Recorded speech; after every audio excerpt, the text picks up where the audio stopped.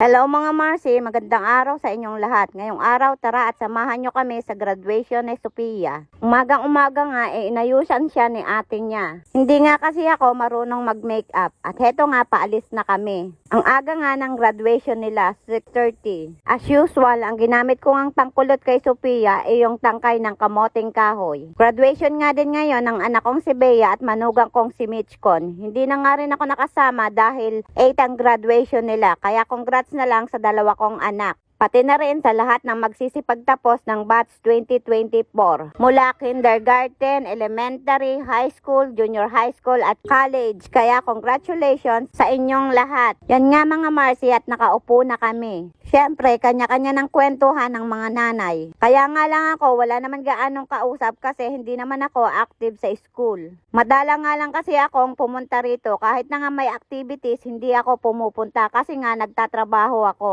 Pero mabuti nga mga Marcy, nagkataon na wala akong trabaho ngayon. Kung sa bagay, kapag ganito namang graduation, sinasamahan ko naman ang aking mga anak. Kasi ayaw ko naman na magtampo sila sa akin dahil ito ang pinakamahalagang araw sa kanila. Naalala ko nga mga Marcy, kapag may honor ako, lola ko lang din ang umaakyat para magsabit sa akin. Kasi nga malayo si nanay. Mabalik na nga tayo dito mga Marcy. Makikita mo sa mga batang to na masaya sila kasi napagtagumpayan nila ang unang hakbang at pagtatapos at pag-aaral ng kanilang simula. Tama mga Marcy, simula dahil kindergarten pa lang naman sila. Kumbaga marami pa silang kakainin ng bigas. Mahaba pa ang kanilang proseso para makamit nila ang tagumpay sa buhay. Kaya sa lahat ng teacher na nagtsatsaga na turuan ang aming mga anak, maraming salamat po sa inyo. Ganon din naman sa ibang mga magulang na nakikipag-coordinate sa aming mga magulang na laging wala. Maraming salamat din sa inyo. At syempre sa poong may kapal na lagi sa ating nakamasid. Ano man ang ating ginagawa sa buhay. Sa pag-unawa, sa pagmamahal, sa pagpapatawad at sa pagbibigay. Maraming